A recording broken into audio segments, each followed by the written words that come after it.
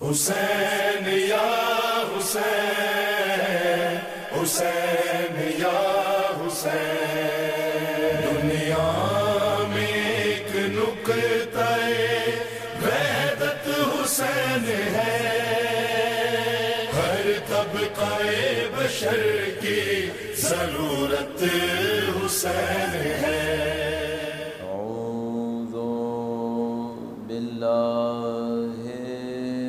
من الشیطان الرجیم، بسم اللہ الرحمن الرحیم، الحمد للہ رب العالمین،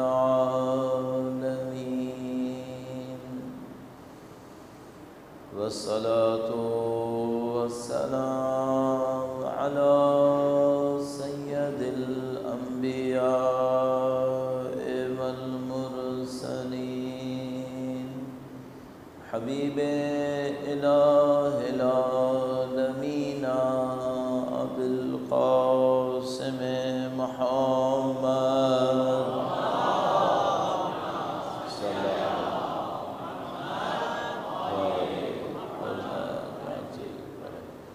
وعلى آلہ الطیبین الطاہرین، سیما بقیت اللہ فی الارضین۔ قال اللہ تعالی فی کتابہ الکریم، بسم اللہ الرحمن الرحیم،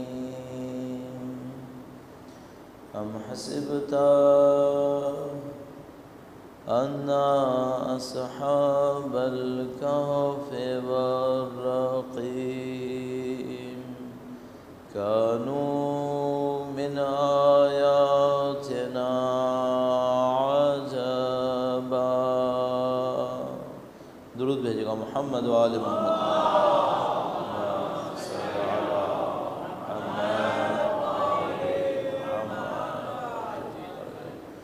پروردگار عالم کا انتہائی لطف و کرم ہے، انتہائی احسان ہے، اللہ تعالیٰ کی عظیم الشان نعمت ہے۔ اس نے ہمیں اہل بیت اطہار علیہ السلام کی محبت نصیب فرمائی ہے، سید الشہداء کے نام پر غم نصیب فرمایا ہے، اس فرش عزا پر بیٹھنے کی سعادت دی ہے۔ اس دعا کے ساتھ کہ انشاءاللہ مرتے دموں تک ہمیں اہل بیت کے بہترین چاہنے والوں میں قرار فرمائے، قیامت تک ہماری تمام نسلوں کو ان کی جانثاروں وفاداروں میں قرار فرمائے۔ انشاءاللہ اسی دنیاوی زندگی کے اندر ان کے فرزند کے ظہور کا دن دیکھنا نصیب فرمائے، ان کی نصرت کی راہ میں شہادت نصیب فرمائے۔ تمام دعاؤں کی قبولیت کے لیے وقت کے امام کے حضور اظہار عقیدت تجدید وفا کے لیے درود بھیجیں محمد و آل محمد۔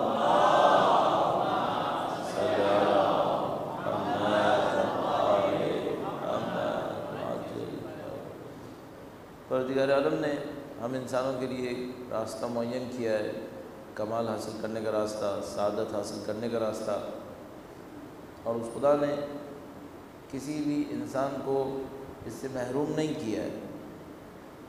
ایسا تو ہوا ہے کہ کچھ انسان ایسے ماحول میں پیدا ہوئے ہیں جہاں سعادت نسبتاً آسانی سے انہیں نصیب ہو سکتی ہے، کچھ انسان سخت ماحول کے اندر پیدا ہوئے ہیں جہاں پر ان کے سامنے مشکلات زیادہ آئیں گی، مصیبتیں زیادہ آئیں گی، رکاوٹیں زیادہ آئیں گی، لیکن یہ خدا کے نظام پر نعوذ باللہ تعالیٰ ایک نقص ہوتا کہ وہ یہ کہتا کہ جو برے ماحول میں پیدا ہوں گے اب وہ یقیناً برے ہوں گے، اور برے ماحول سے مطلب معاشرہ بھی ہے، خاندان بھی ہے، دسیوں برائیاں جو ہمیں انسانوں کے درمیان نظر آتی ہیں۔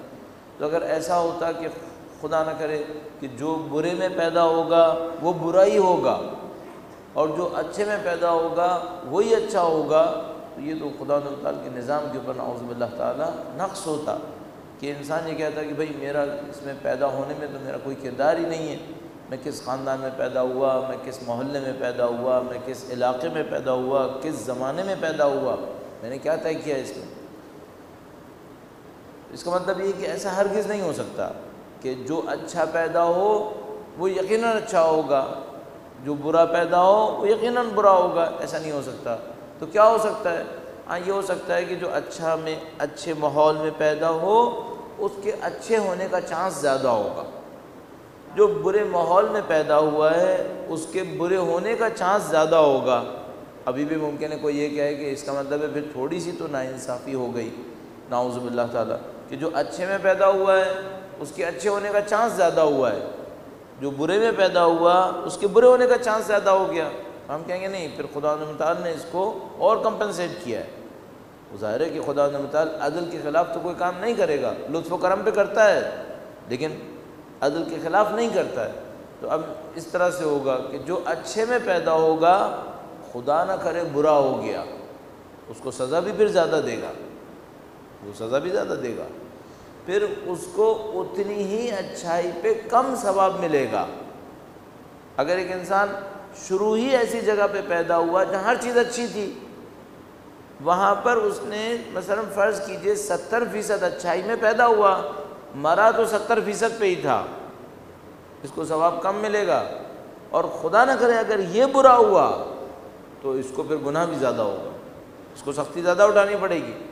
لیکن اگر ایک آدمی مثلا فرض کرنے 20% اچھائی میں پیدا ہوا، 80% برائی میں پیدا ہوا، یہ آدمی 20% سے نکل کر 50% اچھائی پہ آ گیا، تو اس کو زیادہ جزا ملے گی یا نہیں ملے گی؟ اس کو اس کے 70% سے زیادہ جزا ملے گی۔ کیوں؟ اس نے محنت دکھائی ہے، برائی میں پیدا ہوا تھا، بری جگہ پہ پیدا ہوا تھا۔ برائی میں پیدا کا مطلب یہ نہیں ہے کہ نعوذ باللہ تعالیٰ رشتے کے اعتبار سے مسئلہ یہ کہ ماحول برا تھا، اس میں پیدا ہونے کے باوجود اس نے محنت کی، مشقت کی، اللہ کی راہ میں بندگی دکھائی، اللہ کے راستے کو طے کیا، تو اس کو ثواب بھی زیادہ ملے گا۔ اور خدا نہ کرے نعوذ باللہ تعالیٰ اگر یہ گناہ کرتا ہے تو اس ماحول کی وجہ سے خدا تعالیٰ اس کے عذاب میں کمی کرے گا۔ اس طرح سے خدا کا نظام ہے۔ تو کوئی یہ نہیں کہہ سکتا کہ میرے پاس عذر ہے، میرے پاس عذر ہے، کسی کے پاس عذر نہیں ہے۔ سب کو خدا متعال کے بتائے ہوئے راستے پر چلنا ہے۔ اور وہ راستہ کیا ہے؟ لب لباب اس کا یہ، سب نے اپنے نفس کو بہتر بنانا ہے۔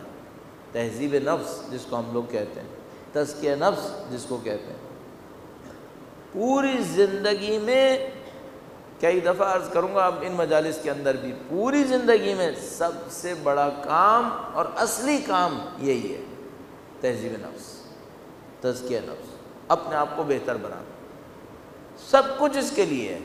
اور اس میں کوئی عذر قبول نہیں ہے۔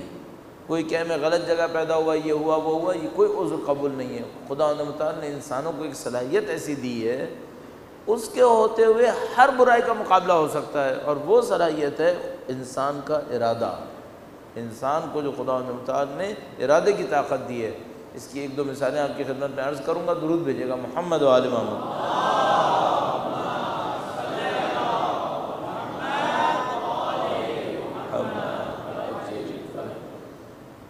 خدا متعال نے قرآن کریم کے اندر جتنی بھی مثالیں دی ہیں انسانوں سے، ظاہر ہے ان مثالوں کے پیچھے بہت بڑے راز ہونے چاہیے، ان کے پیچھے حکمت ہونی چاہیے۔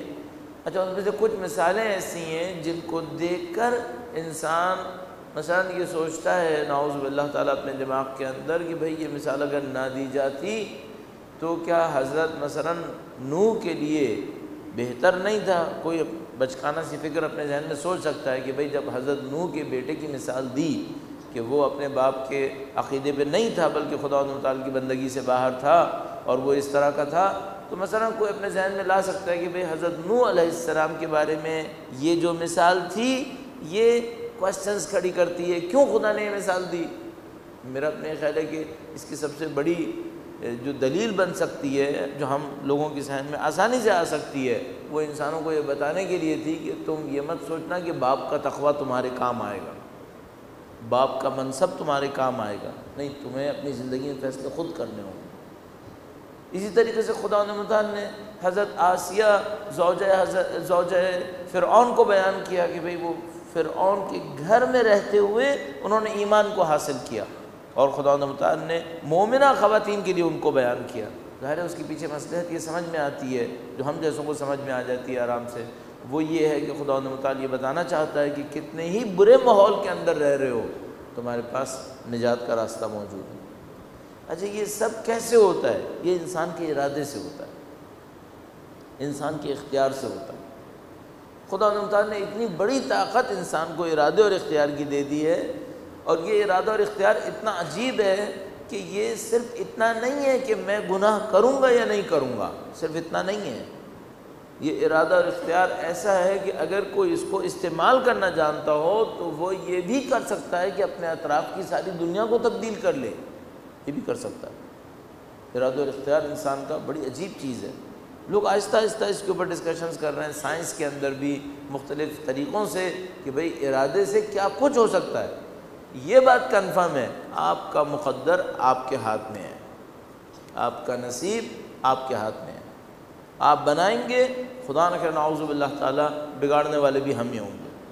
اب اگر اس بات کو ہم قبول کر لیتے ہیں کہ بھئی جو کچھ ہے ہمارے ہاتھ میں ہے، ہم نے بنانا ہے، ہم نے بگاڑنا ہے، تو پھر ہمیں ایک اور بات کی طرف توجہ دینی پڑے گی، اور وہ خدا کا ایک اور قانون ہے، وہ یہ کہ ہر چیز کا ایک مناسب سبب ہوتا ہے، ہر چیز کا ایک مناسب سبب ہوتا ہے۔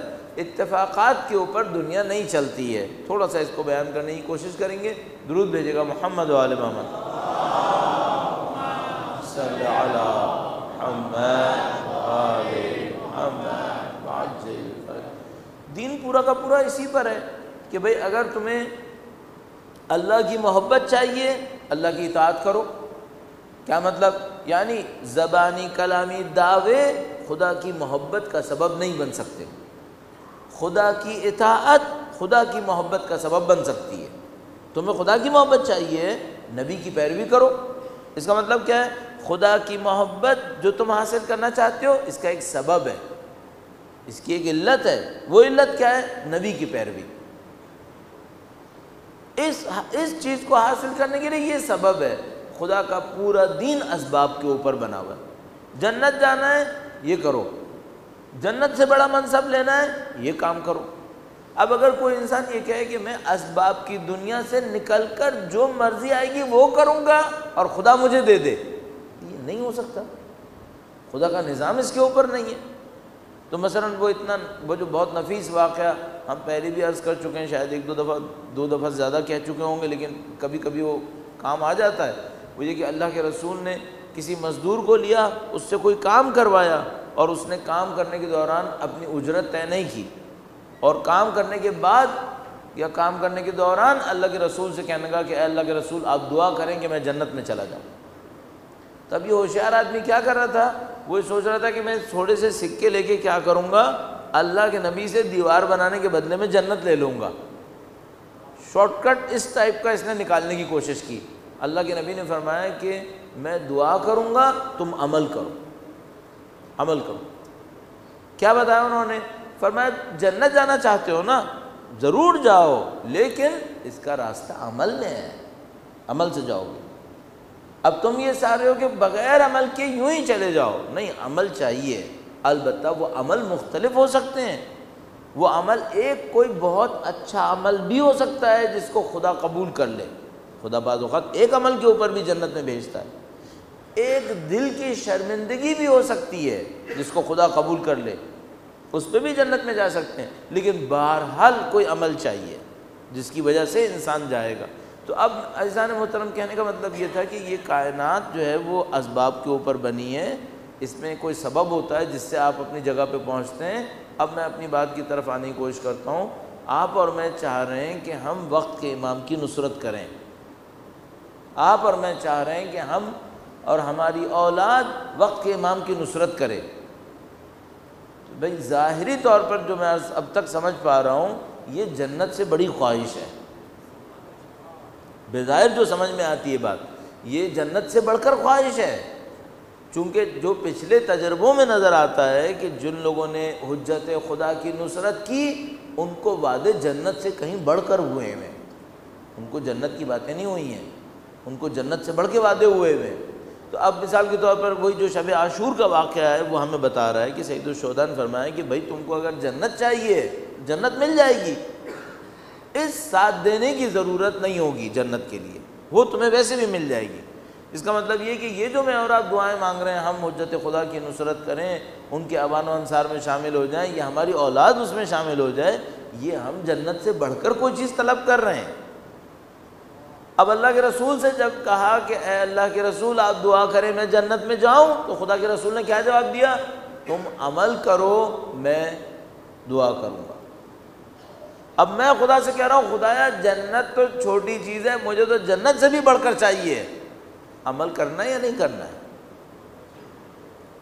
بھائی اللہ کے رسول نے کہا تھا کہ جنت میں جانا ہے، تم عمل کرو میں دعا کروں گا، اور میں کہہ رہا ہوں مجھے جنت سے بڑھ کر چاہیے، تو عمل تو کرنا پڑے گا نا۔ پھر آپ کو اور مجھے زندگی میں عمل کرنا پڑے گا۔ اچھا اب عمل کون سا ہوگا؟ عمل وہ ہوگا جو میری مرضی کا ہوگا، یا عمل وہ ہوگا جو خدا کی مرضی کا ہوگا؟ دین کے اندر پیروی میں، بندگی میں، اطاعت میں، عبودیت میں مرضی ہماری نہیں چلتی، خدا کی چلتی ہے۔ آج میں سویا، اچھی طریقے سے سو لیا، صبح کو اٹھا فریش تھا، تو میں نے کہا چلو آج فجر کی نماز 5 رکعت پڑھ لیتا ہوں، یہ تھوڑی ہو سکتا ہے۔ کل میں تھکا ہوا تھا تو میں نے کہا بھائی فجر کی نماز آج میں آدھی رکعت پڑھ رہا ہوں، اعوذ باللہ تعالیٰ۔ یہ میری مرضی پر ہے کیا؟ اللہ کی مرضی کے اوپر ہے، وہ جو کہے گا وہ کرنا پڑے گا۔ اب آپ کہہ رہے ہیں بھائی مجھے جنت سے بڑھ کر ایک چیز چاہیے، وہ کیا ہے؟ نصرت امام۔ اچھا آپ کو اپنے لیے چاہیے، بچوں کے لیے بھی چاہیے، بچوں کے لیے بھی چاہیے۔ یہ جو جنت سے بڑھ کر چیز چاہیے، اس کے لیے آپ عمل کریں گے؟ ہاں میں عمل کروں گا۔ کس کی مرضی سے؟ خدا کی مرضی سے یا اپنی مرضی سے؟ اپنی مرضی چلاؤ گی تو پھر کہاں سے نصیب ہوگا؟ خدا کی مرضی کرنی پڑے گی۔ اچھا اب ایک اور مشکل ہے، اپنی مرضی کرتا ہوں تو میں بڑے مزے میں کر لیتا ہوں، جب خدا کی مرضی کے اوپر چلتا ہوں تو مجھے اپنی کچھ خوشیاں چھوڑنی پڑتی ہیں۔ اگر نماز کا وقت نہ ہوتا اور مجھ سے کوئی کہتا کہ فجر پڑھو تو میں صبح کو اٹھتا؟ میں تو یہ سوچتا کہ بھائی 8 بجے مجھے جاب پہ پہنچنا ہے، 7:30 بجے اٹھوں گا، 5 منٹ میں فجر بھی پڑھ لوں گا، نعوذ باللہ تعالیٰ۔ اب مجھے خدا کی مرضی میں چلنا پڑتا ہے۔ خدا کی مرضی یہ کہہ رہی ہے کہ بھائی اتنے بجے تو فجر قضا ہو چکی ہوگی، اس سے پہلے پڑھنا ہے، تو آپ کو شیڈیول خراب کرنا پڑتا ہے۔ آپ ایک بات سمجھ لیجئے، اور ہم اور آپ سب مل کر سمجھ لیں، اللہ کی بندگی میں لائف اسٹائل چینج کرنا پڑتا ہے، اس کے بغیر کام نہیں ہوگا۔ کوئی آدمی یہ کہنا میں اپنی مرضی سے چلتا رہوں، میری مرضی چلے، میرے خاندان کی مرضی چلے، میرے اس کی مرضی چلے، یہ سب نہیں ہوگا۔ آپ اور ہم جو منصب طلب کر رہے ہیں خدا سے اپنی دعاؤں کے اندر، یہ منصب بڑا منصب ہے، اس منصب کے لیے اللہ کی مرضی چلے گی، ہماری مرضی نہیں چلے گی، بہت ساری چیزیں قربان کرنی پڑیں گی۔ یہ ایک علیحدہ مسئلہ ہے کہ جن چیزوں کو قربان کریں گے اللہ کی مرضی کرتے ہوئے، اس میں بھی ہمارا فائدہ ہے، کسی اور کا فائدہ نہیں ہوگا، ہمارا ہی فائدہ ہوگا۔ اب وہ چند چیزیں میں آپ کی خدمت میں عرض کر چکا ہوں جو کل بھی عرض کی تھیں، تھوڑا سا آج اس کو ٹچ کرتے ہوئے آگے بڑھنے کی کوشش کریں گے، اور تربیت اولاد کے حوالے سے چند نکات عرض کروں گا۔ درود بھیجے گا محمد و آل محمد۔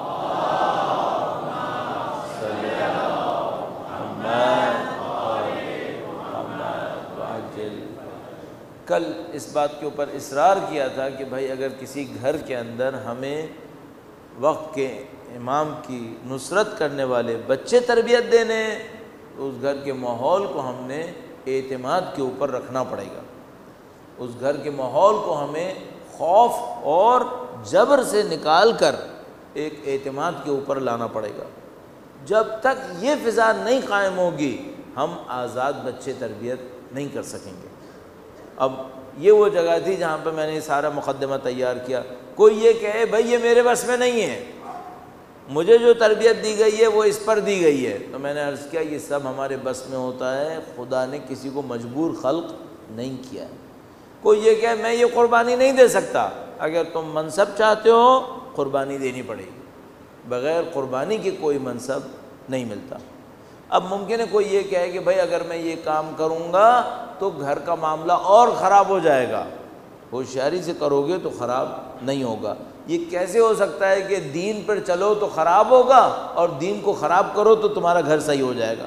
یہ نہیں ہو سکتا۔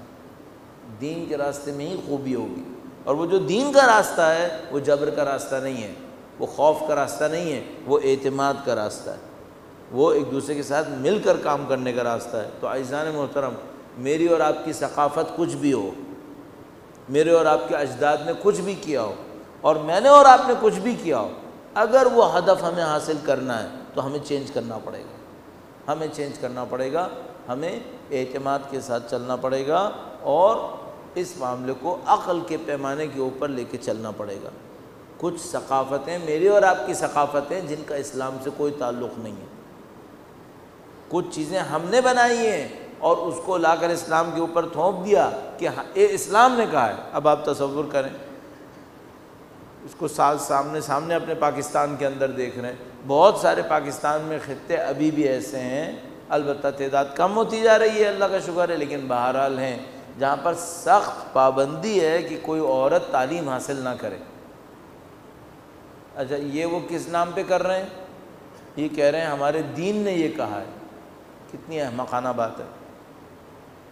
جس دین نے 1400 سال پہلے کہا تھا کہ مرد اور عورت، سب مسلمان مرد مسلمان عورت کے اوپر تعلیم حاصل کرنا واجب ہے، اس دین کے ماننے والے 1400 سال کے بعد جب پوری دنیا سمجھ گئی ہے کہ تعلیم حاصل کرنا ضروری ہے، دنیا کے سامنے یہ کہہ رہے ہیں کہ ہمارے دین نے یہ کہا ہے کہ نہیں کرنا ہے۔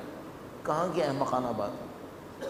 دین نے کہا ہے کہ کرنا ہے، بلکہ اس وقت کہا ہے جب پوری دنیا نہیں کہہ رہی تھی، اس وقت کہا تھا۔ اب اسی طریقے سے خاندان کے اندر جبر کا معاملہ ہے، خاندان کے اندر خوف کا معاملہ ہے، خاندان کے اندر حقوق نہ دینے کا معاملہ ہے۔ الحمدللہ رب العالمین، اب تو پوری دنیا تسلیم کر رہی ہے، ہمارے دین نے کب ہم سے کہا تھا، اور اتنی نفیس باتیں کہی ہیں، اتنی نفیس باتیں کہ انسان بعض اوقات حیران رہ جاتا ہے۔ مثلا یہ دین، اب ذرا تصور کریں، یہ باتیں ابھی دنیا والوں کو 40-50 سال پہلے زیادہ سے زیادہ سمجھ میں آئی ہیں۔ دین کیا کہتا ہے؟ دین یہ کہتا ہے کہ اگر مرد گھر میں آئے اور عورت صرف خدا کی رضایت کی خاطر اپنے شوہر کے سامنے مسکرائے تاکہ اس کی تھکاوٹ دور ہو جائے، خدا اس سے راضی ہو جاتا ہے، خدا اس سے راضی۔ یہ باتیں دنیا والوں کو سمجھے ہوئے 40-50 سال ہوئے ہیں، اور ہمارا دین کب کہہ رہا تھا؟ 1400 سال پہلے۔ اور کن لوگوں سے کہہ رہا تھا؟ عرب کے جاہلوں سے، جن کے سامنے عورت کا مقام یہ تھا کہ اس کو زندہ دفن کرتے تھے، ان کے سامنے یہ دین آ کر یہ باتیں کر رہا تھا۔ عزیزان محترم، کتنی ناانصافی ہے کہ ہم پھر بھی عمل نہ کر سکیں، تو ہمیں تھوڑا حساب کتاب کرنا پڑے گا۔ اور ایک بات اور ذہن میں رکھیے گا، میں اس چیپٹر کو اور زیادہ نہیں بیان کرنا چاہتا، خاندان کے معاملے کو، خاص کر میاں بیوی کے معاملے کو، یہ میرا ٹاپک نہیں ہے، لیکن چونکہ مقدمتاً یہ ضروری تھا اس لیے آپ کی خدمت میں عرض کر رہا ہوں۔ ایک اور حوالے سے اس بات کو عرض کروں گا، اس سلسلے کا آخری پوائنٹ ہوگا، درود بھیجے گا محمد و آل محمد، صلی اللہ محمد و آل محمد، بلکہ ایک نہیں 2 پوائنٹ اس میں اضافہ کر لیجئے۔ اللہ کے رسول کے صحابی، وہ صحابی جس نے اپنے قبیلے کو اللہ کے رسول کی خدمت پہ لگا دیا، معاذ، سعد نام کر کے، بلکہ سعد ان کا نام تھا، اپنے پورے قبیلے کو اللہ کے رسول کی خدمت پہ لگایا کہ جو رسول کہیں وہی کرو، قبیلے کے سردار، پتہ نہیں کتنی جنگوں میں شرکت کی۔ جب دفن ہوئے تو اللہ کے رسول نے خود قبر میں اتر کر لٹایا۔ آپ تصور کریں، اگر مجھ سے آپ سے کوئی یہ کہہ دے کہ تمہیں وہ کفن ملے گا جس کو اللہ کے رسول نے چھوا ہو، تو میں کیا سوچ رہا ہوں گا کہ بھائی اب تو جنت میں میرے درمیان کوئی رکاوٹ نہیں ہے، وہ کفن ملا ہے جس کو اللہ کے رسول نے چھو دیا ہے۔ سعد کے لاشے کو اللہ کے رسول نے خود لٹایا تھا، مٹی خود برابر کی، سارا کام خود کیا۔ اس کے بعد فرمایا کہ چونکہ اپنی زوجہ کے ساتھ بد اخلاق تھا تو فشار قبر کا شکار ہو گیا ہے، فشار قبر کا شکار ہو گیا چونکہ اپنی زوجہ کے ساتھ بد اخلاق تھا۔ اے اللہ کے رسول، اس کے جہاد کا کیا ہوا؟ اس نے جو سیاسی طور پر اپنا پورا قبیلہ آپ کے حوالے کیا، اس سب کا کیا ہوا؟ اللہ کے رسول فرمانے وہ معاملہ کچھ اور ہے، حقوق الناس کا معاملہ کچھ اور صاحب گھر کو سنبھالے بغیر معاملہ حل نہیں ہو سکے گا۔ یہ تو ایک پوائنٹ ہو گیا۔ اب دوسرا پوائنٹ میں ایک اور لحاظ سے عرض کرتا ہوں۔ دین مبین کے اندر کچھ حقوق ہیں، دین مبین میں کچھ ذمہ داریاں بھی ہیں۔ ماں کا حق ہے تو ماں کی ذمہ داری بھی ہے، باپ کی ذمہ داری ہے، باپ کا حق بھی ہے، بچوں کے اوپر حق ہے تو بچوں کی کچھ ذمہ داریاں بھی ہیں۔ جہاں کہیں دین میں حق ہوتا ہے وہاں دین میں ایک ذمہ داری بھی ہوتی ہے۔ اچھا، اگر کوئی اپنی ذمہ داری کو پورا کرے اور اسے حق نہ ملے، اس کو ہم کہتے ہیں ظلم۔ اس نے تو ذمہ داری پوری کر دی، اس کو حق نہیں ملا، اس کو ہم کہتے ہیں ظلم۔ اب اللہ کے نظام میں ظلم گویا ایک وائرس ہے، خدا کو پسند نہیں ہے، کیونکہ ظلم اس نظام سے معارض ہے، ٹکراتا ہے۔ یہ خدا کا سارا نظام عدل کے اوپر ہے، توازن کے اوپر ہے، ظلم کی اس میں گنجائش نہیں ہے۔ جیسے ہی یہاں پہ ظلم آتا ہے یہ نظام کے موافق نہیں ہے، خدا اسے قبول نہیں کرتا۔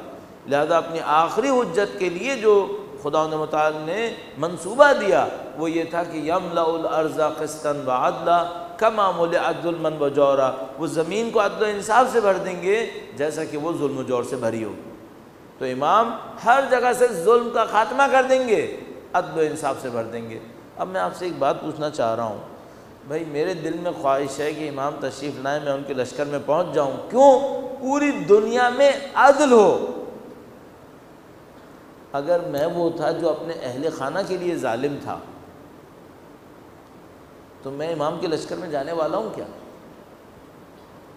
یہ وہ لشکر ہے جس کا کام ہے پوری دنیا میں عدل پھیلائے، اور اس کے لشکری وہ ہیں جو اپنے گھر میں ظلم کر رہے ہوں۔ یہ قبول ہے کیا؟ یہ قابل تصور ہے کیا؟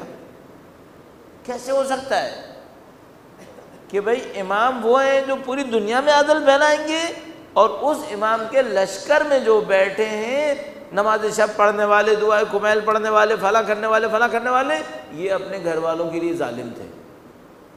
یہ نہیں ہو سکتا ہے، قابل قبول نہیں ہے، قابل تصور نہیں ہے اصلاً کہ امام قبول کر لیں۔ تو عزیزان محترم، ہمارے اور آپ کے پاس صرف ایک راستہ ہے، چاہے آپ ہمارے بھائی اور وہ جو ہماری بہنیں پیچھے ہیں، ان سب کے پاس، ہم سب کے پاس ایک ہی راستہ ہے، ہم عدل کے راستے پر آئیں۔ ظلم کے راستے سے کوئی امام کی خدمت نہیں کر سکے گا، ظلم کے راستے سے کوئی ایسی اولاد نہیں بنا سکے گا جو امام عدل کی خدمت کر سکے۔ عزیزان محترم، میں اس چیپٹر کو یہاں پہ کلوز کروں گا۔ آپ اور میں اپنے خاندانوں کا جائزہ لیں، اپنی ذاتی زندگی کا جائزہ لیں، جس کو ہم لوگ کہتے ہیں بینی و بین اللہ، اپنے اور خدا کے درمیان رکھ کر یہ پوچھیں ظلم تو نہیں کر رہا ہوں میں، کہیں خدا نہ کرے نعوذ باللہ تعالیٰ میں کسی کے حق کے لیے ظلم تو نہیں کر رہا۔ اگر ظلم ہو رہا ہے ناقابل قبول ہے، خدا قبول نہیں کرے گا، اس سے زیادہ اصرار نہیں کر سکتا ہوں۔ آپ اور میں ذمہ دار قرار پا رہے ہیں۔ درود بھیجے گا محمد و آل محمد۔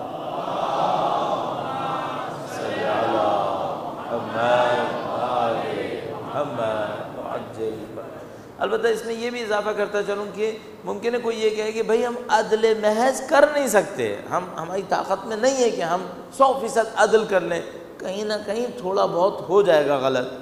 تو اس کو تو خدا بھی جانتا ہے کہ ہمارے پاس عدل محض کی طاقت نہیں ہے، اس کو تو خدا معاف کر دے گا ویسے ہی کہ تمہارے پاس اتنی طاقت نہیں ہے۔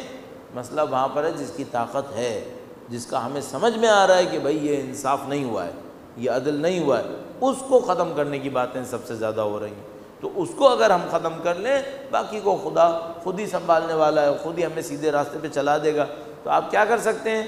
اگر اتنا آپ نے سماعت فرمایا ہے، آپ اتنا کر سکتے ہیں کہ آج آپ اپنا تھوڑا سا بیٹھے بیٹھے یہیں پہ جائزہ لے لیجئے اور اپنے آپ سے یہ سوال کر لیجئے کہ سب سے پہلے میں اور میرا خاندان، یعنی میرے سب سے پہلے گھر، اس میں میرا کوئی ظلم تو نہیں ہے، کوئی میری عادت، کوئی میرا طریقہ کار ایسا تو نہیں ہے کہ جو امام عدل کی تعلیمات کے خلاف ہو، ظلم ہو۔ اب اس کی مثالیں بے انتہا ہیں، اور یہ بھی مجھے معلوم ہے کہ اس معاشرے میں کم نہیں ہے، یہ بھی ہم سب کو معلوم ہے، اس معاشرے کے اندر کم نہیں ہے۔ یہ نہیں ہو سکتا کہ ہم کوئی غلطی نہ کر رہے ہوں اور معاشرے میں غلطی پھیلی ہوئی ہو، یہ نہیں ہو سکتا، ہم ہی لوگ کر رہے ہوں گے کہیں نہ کہیں۔ تو اعزان محترم، اپنے آپ کو چھپانے سے کوئی فائدہ نہیں ہوگا، ہمیں اپنی غلطیوں کا اعتراف کرنا پڑے گا، ان غلطیوں کی تصحیح کرنی پڑے گی تاکہ ہمارا اگلی نسل وقت کے امام کی خدمت کر سکے، اور اللہ ہمیں بھی انشاءاللہ توفیق نصیب فرمائے گا۔ بار دیگر درود بھیجے گا محمد و آل محمد۔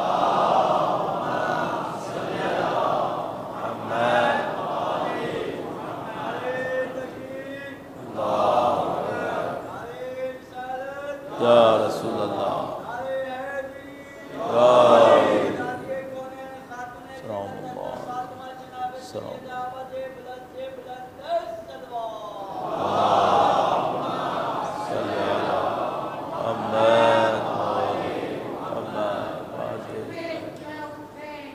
خدا قبول فرمائے، خدا قبول فرمائے۔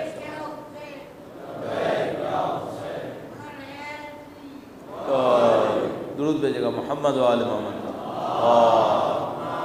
صلی علی محمد آل محمد عاجل۔ اب توجہ ہماری تھی بچوں کی تربیت کے حوالے سے۔ پہلا نقطہ آپ کی خدمت میں عرض ہوا کہ سب سے پہلے اس ماحول کے اندر، جس ماحول کے اندر تربیت ہونی ہے، اس پہ توجہ ہونا بہت ضروری ہے۔ اور ہماری خاص جو اس سال کوشش کر رہے ہیں، مقدمات کو طے کرتے ہوئے اس کی طرف جا رہے ہیں، وہ ان بچوں کے اوپر خاص کر توجہ ہے جن کی عمریں مثال کے طور پر 12 سال 13 سال سے لے کر 19-20 سال تک کے درمیان ہے۔ ان بچوں کے چیلنجز کیا ہوتے ہیں، ان بچوں کے مسائل کیا ہوتے ہیں، اور ان بچوں کی تربیت کیسے ہو سکتی ہے۔ اچھا، اس گروپ کے اندر 2-3 بڑے مسائل آتے ہیں، اور وہ ظاہر بہت نیچرل ہیں اور بہت ہی جسے کہتے ہیں کہ ضروری بھی ہیں۔ مثلا ان بچوں کے اندر 2 بڑی تبدیلیاں رونما ہو رہی ہوتی ہیں۔ ایک تو یہ کہ ان کے اندر خداوند متعال کی طرف سے دیے ہوئے کچھ جذبات فطری طور پر بڑھ رہے ہوتے ہیں۔ وہ جذبات میں عرض کرتا ہوں، مثال کے طور پر 10-11 سال 12 سال کی عمر میں نفسیات دان کیا کہتے ہیں کہ کیا جذبات وہ بڑھ رہے ہوتے ہیں؟ ان کو جاننے کی خواہش آتی ہے، اچانک ہر چیز کو جاننے کی کوشش کر رہے ہوتے ہیں، جس کو ہم لوگ کہتے ہیں تجسس۔ ان کے اندر تجسس بے انتہا آتا ہے، اور یہ چاہتے ہیں کہ ہر چیز کو ایکسپلور کریں، کسی طریقے سے سمجھ میں آئے۔ ایک بات، اچھا اس کی وجہ کیا ہوتی ہے؟ اس کی وجہ شاید یہ ہوتی ہے کہ اس سے پہلے ان کی عقل اور ان کے شعور میں اس حد تک صلاحیت نہیں تھی کہ یہ کچھ مسائل کو سمجھیں، تو نیا ان کا دماغ ڈیولپ ہو رہا ہوتا ہے اور ان کی یہ عادت بن رہی ہوتی ہے، تو ان کے اندر خواہش ہوتی ہے کہ چیزوں کو سمجھنے کی کوشش کریں، تو ان کے اندر تجسس کی حس بہت زیادہ ہوتی ہے۔ دوسرا جو ان کے اندر معاملہ ہوتا ہے وہ یہ کہ اپنے آپ کو ثابت کرنے کی بہت خواہش ہوتی ہے کہ ہم نے کچھ کر کے اپنے آپ کو ثابت کرنا ہے۔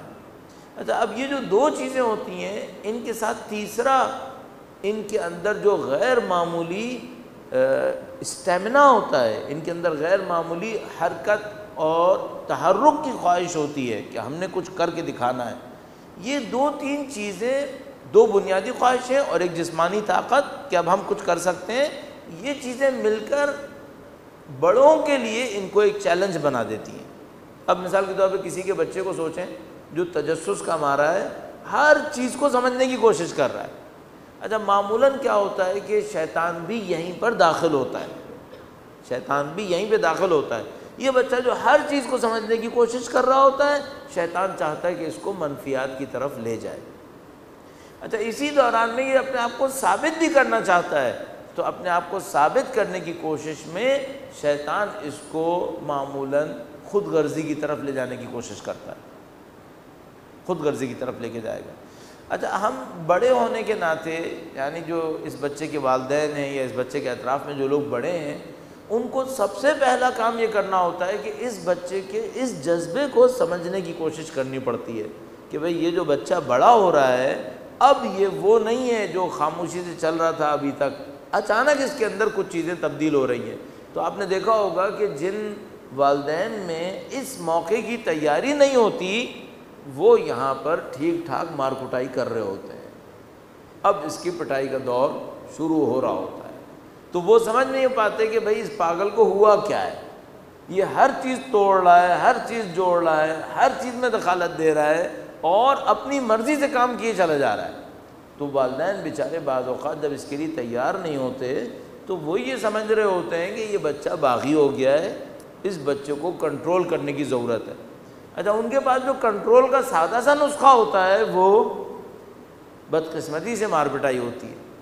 اچھا، اب اس زمانے میں اگر خدا نہ کرے کسی بچے کو اس مصیبت کا سامنا کرنا پڑ جائے تو جو تیسری چیز اس کے اندر آتی ہے وہ بغاوت ہے، پھر وہ بغاوت کرے گا۔ اور اگر وہ بغاوت نہیں بھی کر پائے گا طاقت نہ ہونے کی وجہ سے، تو بغاوت کے جذبے کو اپنے اندر لے لے گا۔ اچھا، اب میں اس سلسلے کو یہاں پہ روکوں گا نہیں، آگے کیا ہونے والا ہے۔ یہ جو بچے کے دل میں بغاوت آ گئی ہے، اب ہوا یہ ہمارا جو کیس ہے وہ کیا ہے، بچے نے بڑا ہونا شروع کیا ہے، اپنی عمر کے بڑھنے کے ساتھ ساتھ اس میں تجسس آ رہا ہے جس کو شیطان غلط راستے پر بھی لے جا سکتا ہے۔ اس کے اندر اپنے آپ کو ثابت کرنے کی خواہش آ رہی ہے، شیطان غلط راستے پہ بھی لے جا سکتا ہے۔ اس کے ساتھ جو رہنے والے بڑے ہیں وہ اس کے اس معاملے کو نہیں سمجھ پا رہے کہ اس کے ساتھ کیا ہو رہا ہے، اور جب وہ دیکھتے ہیں کہ یہ بچہ یہ غلط کام کر رہا ہے، وہ غلط کام کر رہا ہے، تو وہ اس کے ساتھ کچھ زور آزمائی شروع کر دیتے ہیں۔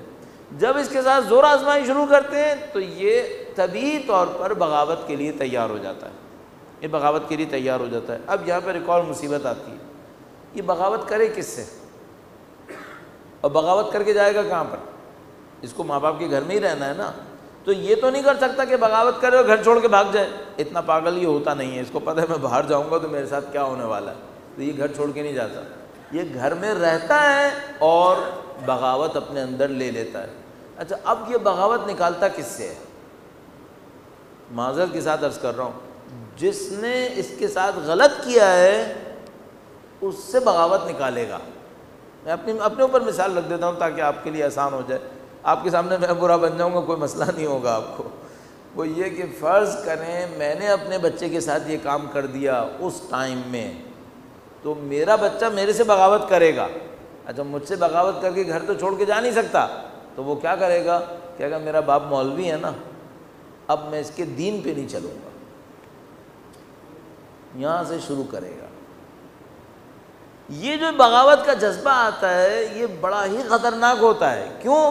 یہ پھسل کے کہاں جائے گا اس کا پتہ نہیں ہوتا، یہ بچے کو کہاں پکڑ کے بٹھا لے گا اس کا پتہ نہیں ہوتا۔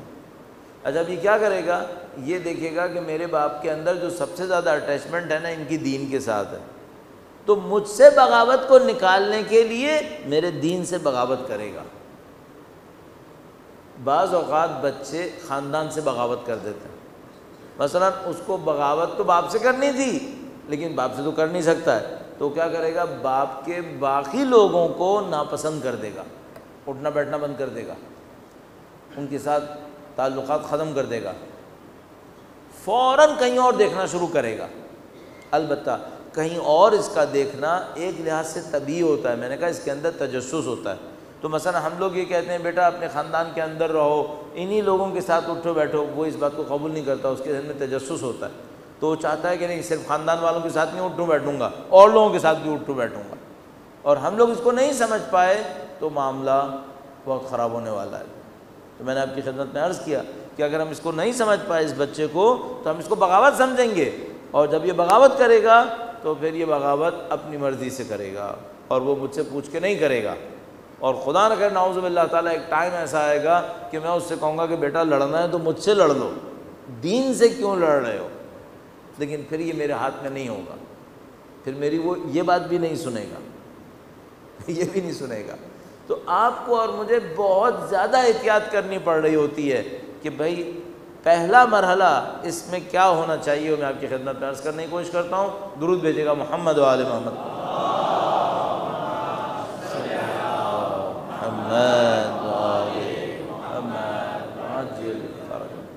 ایسا محترم جو کچھ بھی آپ کی خدمت میں عرض کر رہا ہوں یہ تمام کا تمام تقریباً سمجھ لیجیے جہاں تک میں مطالعہ کر سکا روایات کی بیسس پر ہے، سب کا سب روایات کی بیسس پر ہے۔ روایات یہ سب بیان کرتی ہے کہ بھئی کب کیا ہوگا، کس طریقے سے ہوگا، بچوں کے اندر کیا ہوگا، بڑوں کے اندر کیا ہوگا، یہ سب بنیادیں بیان ہو رہی ہوتی ہیں۔ کبھی موقع ملا تو میں آپ کی خدمت میں روایات لکھ کے لے آؤں گا تاکہ آپ کو اس کے اوپر اور زیادہ یقین بھی حاصل ہو جائے کہ ہاں بھئی اہل بیت کی تعلیمات میں یہ سب چیزیں موجود ہیں کہ ہمیں کس طریقے سے کرنا ہے۔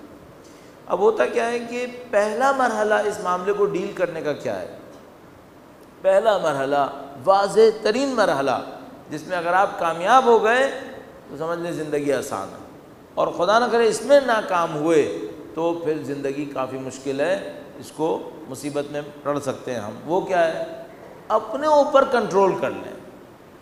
پہلا مرحلہ تو یہ ہے، ماں باپ کو اپنے اوپر کتنا کنٹرول ہے۔ چونکہ یہ جو بچہ ہوتا ہے خدا نہ کرے، یہ جو اس طبیعت کے ساتھ ہوتا ہے، تجسس والا، ہر چیز کو اٹھا پٹک کرنے والا، چیزیں اٹھانے والا، دیکھنے والا، اور البتہ یہ بھی عرض کرتا چلوں کہ مختلف بچوں میں یہ لیول مختلف ہوتے ہیں۔ بعض بچے اس معاملے میں انتہائی ہائپر ہوتے ہیں، انتہائی ہائپر ہوتے ہیں، تو وہ ان کے والدین تو بہت ہی سخت امتحان سے گزر رہے ہوتے ہیں، اور کچھ بچے اس معاملے میں تھوڑے سائلنٹ سے ہوتے ہیں تو ان کا معاملہ ذرا نسبتاً آسانی سے گزر جاتا ہے۔ اچھا یہ بھی ہوتا ہے کہ ایک ہی ماں باپ کے 2-3 بچوں میں ایک ذرا سکون سے گزر جاتا ہے اور دوسرا بڑا ہی مسئلہ بنا دیتا ہے۔ معمولاً پہلا بیچارہ تھوڑا سا ڈاؤن ٹو ارتھ ہوتا ہے اور دوسرے تیسرے باپ کو یاد دلا دیتے ہیں کہ باپ بننا کتنا مشکل کام ہوتا ہے۔ تو یہ ایک کہانی ہے۔ اچھا اس کے اوپر بھی بہت اسٹڈیز ہوئی ہیں، میں ابھی کل پرسوں بھی دیکھ رہا تھا کسی جگہ کے اوپر، مثلا شاید امریکہ میں اسٹڈی تھی کہ پہلے بچے کے ساتھ یہ سینیریو کیوں ہے، دوسرے تیسرے کے ساتھ کیا ہے، یہ سب باتیں، لیکن میں اس کو ٹچ نہیں کر رہا کہ وہ تھوڑا سا غیر ضروری کی طرف نہ چلا جائے، لیکن بہرحال ایسا ہوتا ہے، مختلف بچوں کے اندر مختلف طرح سے ہوتا ہے۔ تو پہلا کام کیا کریں ماں باپ؟ پہلا کام یہ کریں کہ اپنے اوپر کنٹرول کریں، اپنے اوپر کنٹرول کریں۔ کیوں؟ سخت وقت ہے، بچے کے لیے بھی سخت ہے، آپ کے لیے بھی سخت ہے، اور کس کے لیے سخت ہے؟ اس بچے کے بھائی بہنوں کے لیے بھی سخت ہے، ان کے لیے بھی بہت سخت ہے، چونکہ یہ جس مرحلے سے گزر رہا ہے یا وہ گزر چکے ہیں یا بھی نہیں گزرے ہیں، تو یہ سب کو ٹف ٹائم دیتا ہے، سب کو ٹف ٹائم دیتا ہے۔ تو سب سے پہلا کام تو یہ کریں والدین اپنے آپ کو کنٹرول میں رکھیں اور کچھ باتوں کو اپنے لیے طے کر لیں اہل بیت کی تعلیمات کی روشنی میں، ان کی تعلیمات کی روشنی میں کچھ باتوں کو طے کر لیں۔ اچھا اس میں سادہ سا کام یہ کر لیں، فقہی مسائل پڑھ لیں، اس کے فقہی مسائل پڑھ لیں۔ مثلا فقہی مسائل کے اندر پڑھ لیں کہ بھئی بچوں کو مارنا جائز ہے یا مارنا جائز نہیں ہے۔ اگر اتنی زور سے مارا کہ چہرے پہ نشان پڑ گیا تو پیسے دینے یا نہیں دینے؟ بہت پیسے دینے پڑ رہے ہیں۔ فقہی مسائل پڑھ لیں اس کے۔ تو جیسے ہی آپ کا بچہ 7-8 کی عمر سے گزرے، 9 کی عمر کے قریب آئے، آپ فوراً اس کے فقہی مسائل پڑھ لیں کہ بھئی ایک تھپڑ بھی کتنا بھاری پڑنے والا ہے، تاکہ آپ مارنے سے پہلے سوچ لیں کہ بھیا یہ ٹھیک ٹھاک بھاری پڑے گا، اس کا دیتے دیتے بھی معاملہ مشکل میں پڑ جائے گا، تو یہ سب دیکھ لیجیے گا۔ تو پہلا کام کریں اپنے آپ کو کنٹرول کریں، اس بات کو سوچتے ہوئے رکھیں کہ بھئی یہ بچہ زندگی کے ایک مرحلے سے گزر رہا ہے، مجھے اس کا ساتھ دینا ہے، مجھے اس کا ساتھ دینا ہے۔ اب یہاں پر آپ کو ایک بیلنس بنانا پڑے گا، کیا؟ نہ جبر کریں اتنا کہ یہ بغاوت پہ جائے، نہ اتنا ہاتھ سے چھوڑ دیں کہ یہ بالکل ہی لاؤبالی بن جائے، دونوں کے درمیان چلانا پڑتا ہے۔ دونوں کو درمیان چلانے کے لیے آپ کیا کریں؟ تھوڑا تھوڑا اس کے ساتھ گفتگو کرتے رہیں۔ یہ جو میں نے آپ کو پوائنٹ عرض کیا نا، یہ سمجھ لیجئے 10-12 سال سے لے کر 19-20 سال تک کہانی یہی ہے۔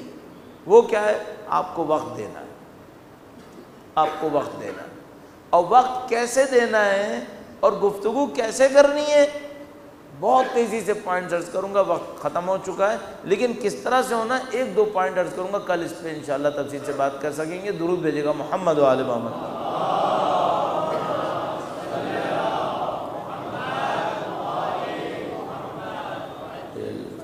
ایک بار پھر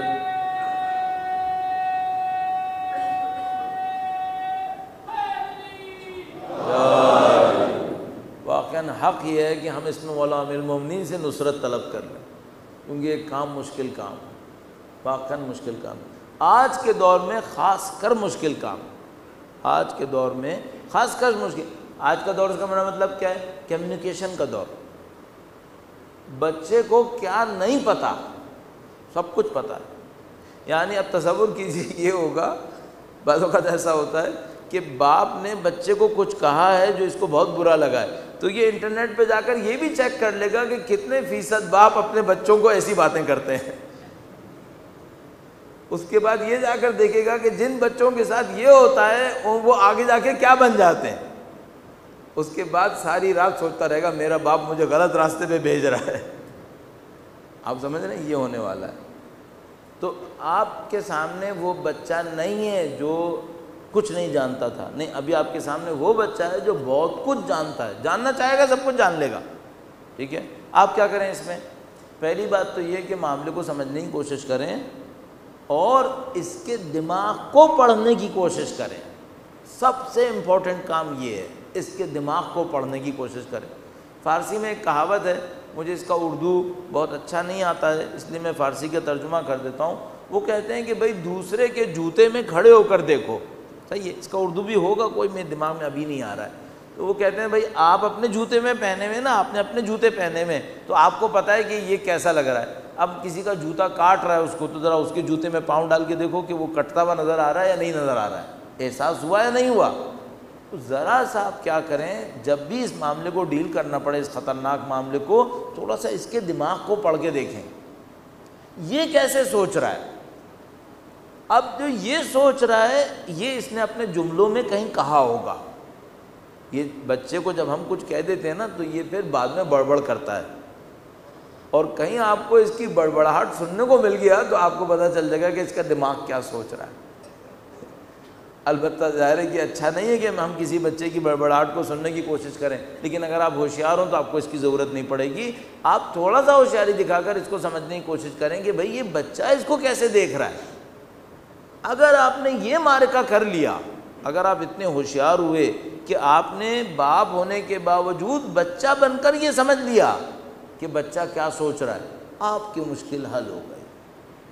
اب آپ کی مشکل حل ہو گئی, آپ کو پتہ چل گیا کہ بھئی یہ اس طرح سے ہوگا. اچھا, اس کا ایک طریقہ بھی میں عرض کرتا چلوں.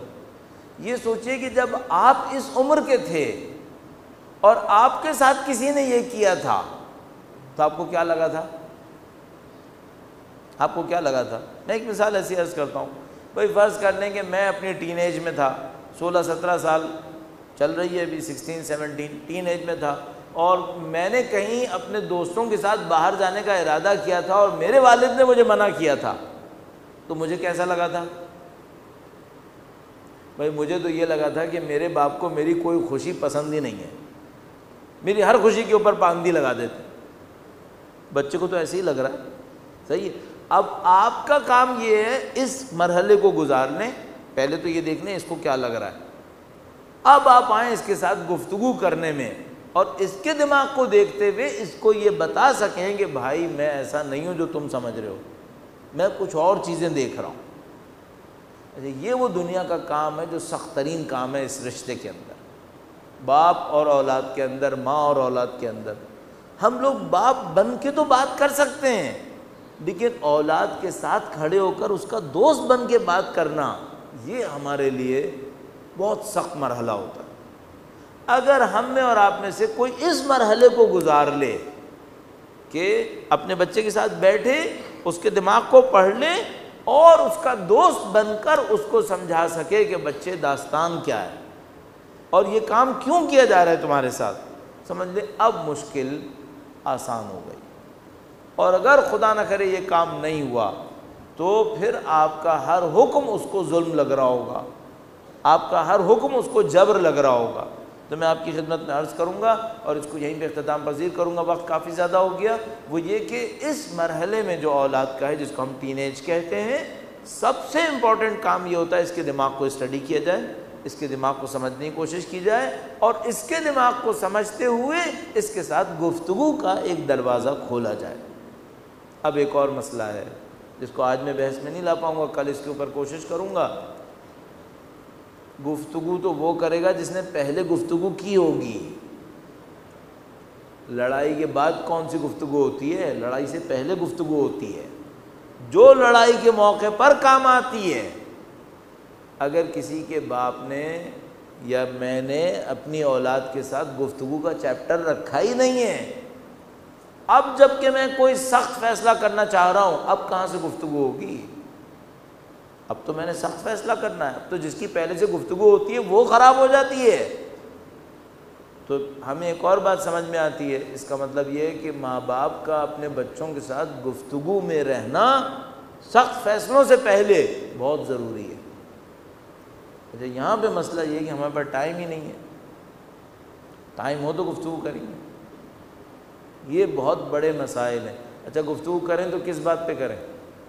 میری تو دکان ہے، میرا بزنس ہے، میری جاب ہے، اور میرے بچے کی ایسی کوئی چیز نہیں ہے، اس کا اسکول ہے، اس کا فٹ بال کرکٹ ہے، اس کا کچھ اور ویڈیو گیم ہے یا کمپیوٹر ہے، لیپ ٹاپ ہے یا ٹیبلٹ ہے، میری تو ایسی کوئی چیز نہیں ہے۔ اب میں گفتگو کس بات پہ کروں؟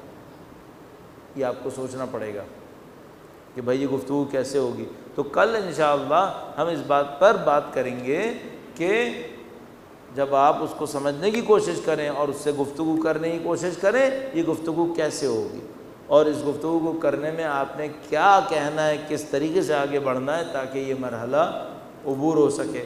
اور ظاہر ہے کہ آپ میں سے کچھ لوگ ایسے ہوں گے جن کو ایسے کسی اولاد کا سامنا نہیں کرنا ہوگا، وہ پہلے سے فارغ ہو چکے ہیں، ان کے بچے بڑے ہو چکے ہیں۔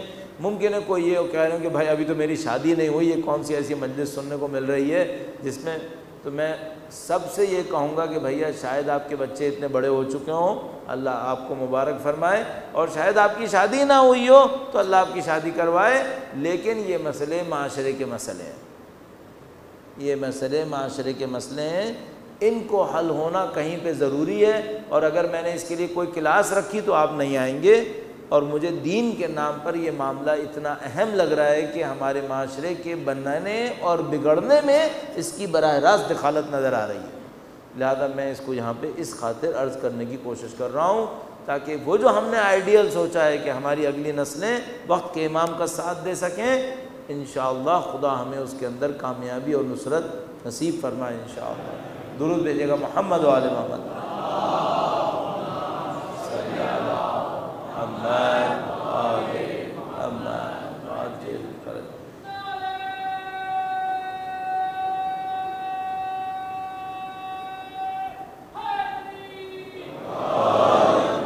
پروردگار عالم نے ہمیں تمام تر ہدایت کے ساتھ نوازا ہے تاکہ ہم ان مسائل کو اپنی زندگی میں گزار سکیں، اپنے بچوں کو تیار کریں، اور یہ بچے ہمارے لیے تیار نہ ہوں، یہ بچے خدا کی بندگی کے لیے تیار ہوں۔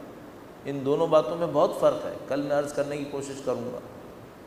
ہم نے ان کو اپنے لیے تیار نہیں کرنا ہے، یہ جو ہم لوگوں کی دماغ میں ایک فکر، خام فکر ہے، یہ ناپختہ فکر ہے کہ ہم نے بڑھاپے کے سہارے کے لیے بچوں کو تیار کرنا ہے، یہ اچھی فکر نہیں ہے۔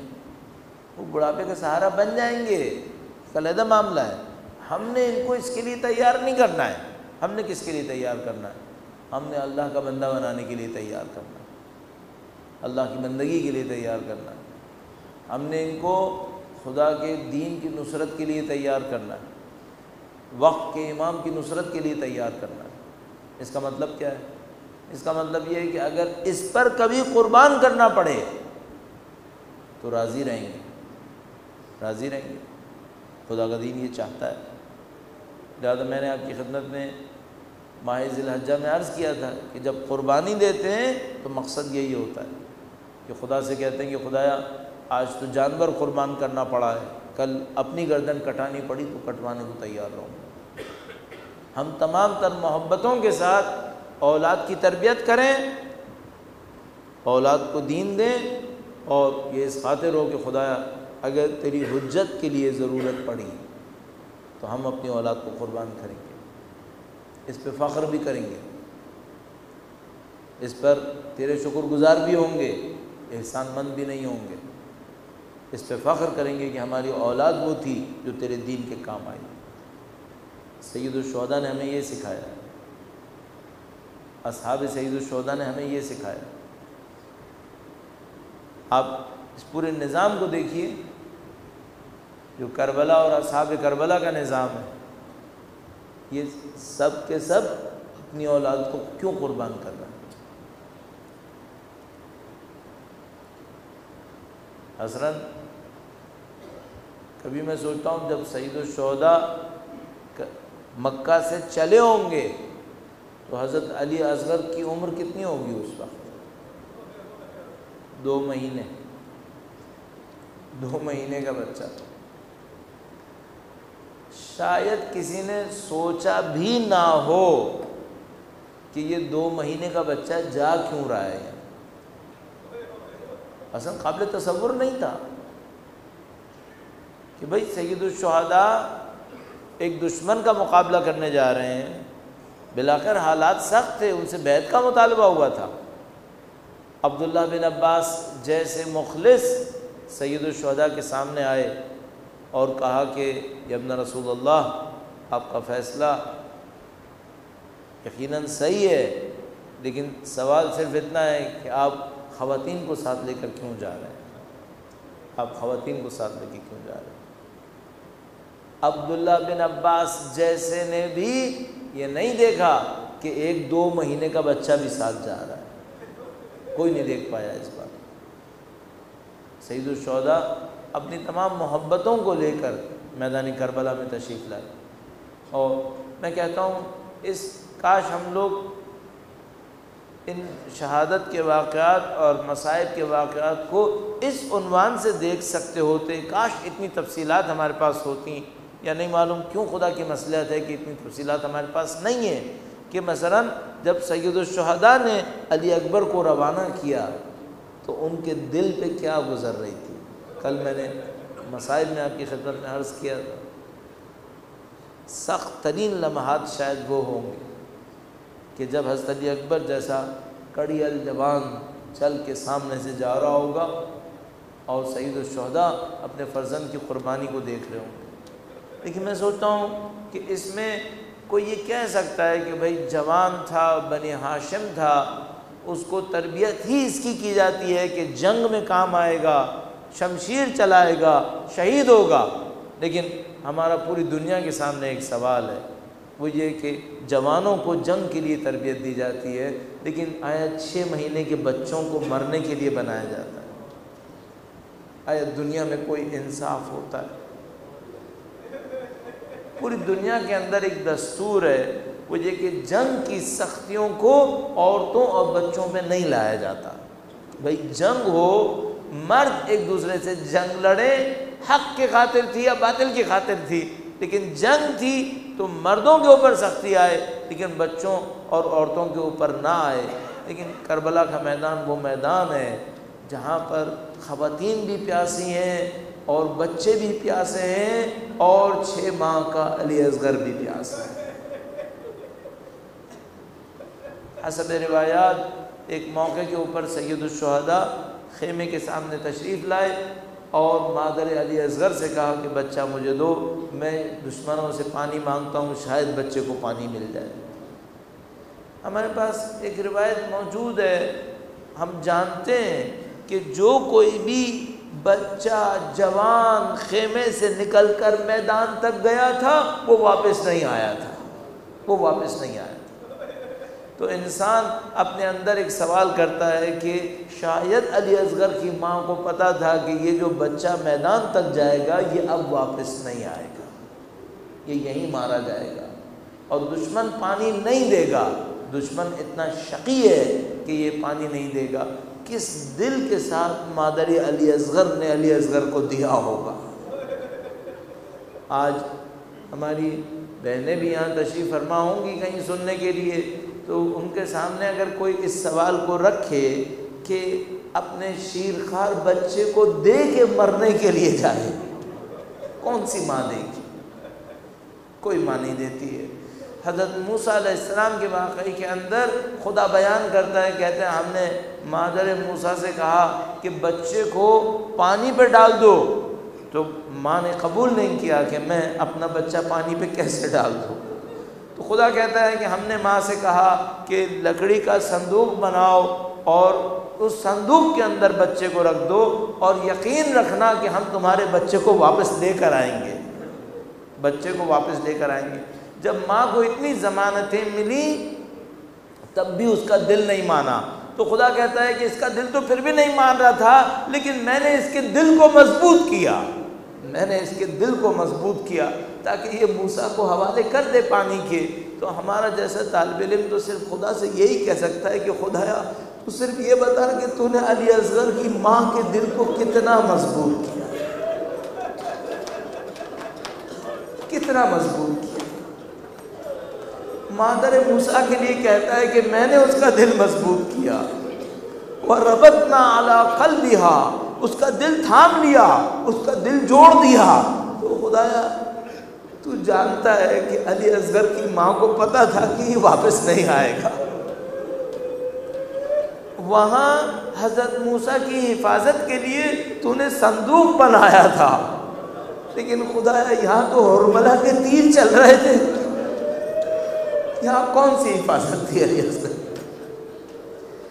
تو یہ جو ہم نے دیکھا ہے، دعویٰ ہے کہ سید الشہداء نے کربلا کے میدان میں وہ قربانیاں دیں جو کسی نبی نے نہیں دی، وہ قربانیاں سید الشہداء نے میدان کربلا میں دی جو کسی نبی نے نہیں دی۔ تو اگر میں ان میں سے 2 قربانیاں عرض کروں تو ایک بی بی زینب کا پردہ تھا اور دوسرا علی اصغر تھا، اور ہوں گی، ہم جیسے طالب علموں کے دماغ میں جو آتا ہے وہ ایک بی بی زینب سلام اللہ علیہا کی قربانی تھی اور دوسرا علی اصغر کی قربانی تھی۔ کسی نبی کے ہاتھوں اس طرح سے قربانی ہوتی نظر نہیں آتی۔ سید الشہداء علی اصغر کو لے کر آئے۔ آج تو چند جملات بس مصائب کے کہ سید الشہداء علی اصغر کو لے کر آئے۔ میں نے کل مصائب کے دوران آپ کی خدمت میں عرض کیا تھا کہ جو خود حوض کوثر کا مالک ہو اس کا بچہ پانی مانگے تو اس کے دل پہ کیا گزر رہی ہوگی۔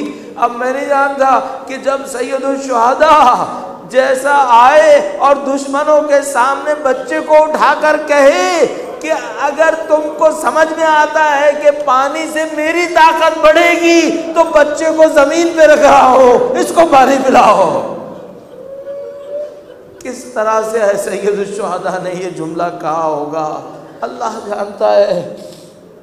بس عزیزوں ہمارے پاس یہ موجود ہے کہ جب سید الشہداء علی اصغر کو لے کر آئے اور دونوں ہاتھوں کے اوپر بلند کیا، اب ظاہر ہے ہم لوگ تو نہیں جانتے کہ سید الشہداء کے اس بچے نے آیا شیرخوار علی اصغر نے اپنی زبان دکھائی یا نہیں دکھائی، آیا اپنے خشک ہونٹوں پر زبان پھیری یا نہیں پھیری، یہ تو ہمیں نہیں معلوم، لیکن راوی یہ کہتا ہے کہ دشمن عبید اللہ ابن زیاد کا لشکر بھی رونے لگا کہ بھائی تم لوگوں نے ان کو پانی نہیں دیا تھا، کم سے کم اب شیرخوار کو تو پانی دے دو۔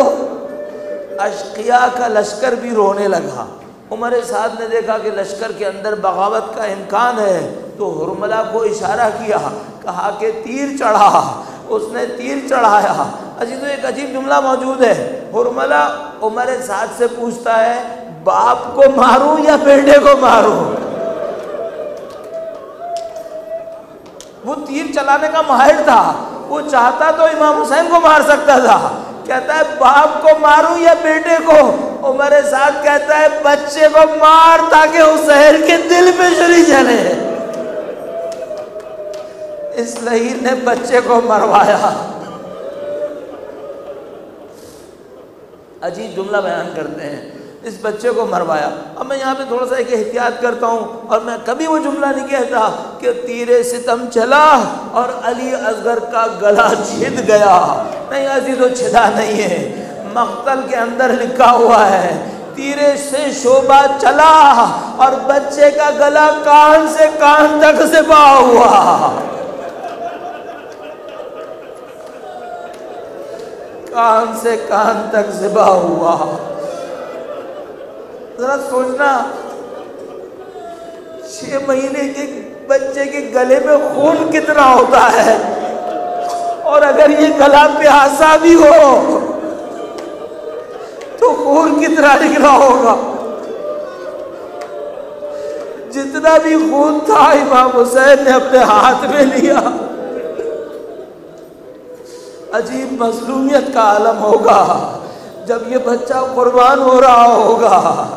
مختصر، تمام مختصر، یہ بچہ کتنی بڑی دلیل بن گیا، اتنی بڑی دلیل بن گیا کہ جب عبید اللہ ابن زیاد کے فوجی سید الشہداء کے خاندان کو اسیر بنا کر کوفہ لے کر آئے اور مشہور کیا کہ باغیوں کا لشکر آیا ہے، تو کوفیوں نے ایک دوسرے سے سوال کیا کہ بھئی یہ باغیوں کا لشکر لگ نہیں رہا ہے، اس کے آگے جوان ہے جس کے چہرے پر پیشانی پر تقویٰ ہے، ان کے پیچھے مخدرات ہیں۔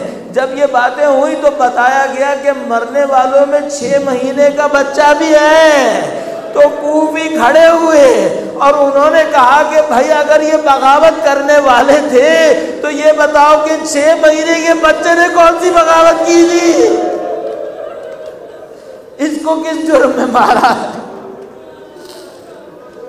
الا لعنت اللہ علی القوم الظالمین وسيعلم الذین ظلموا أي منقلب ينقلبون۔ ماتم حسین۔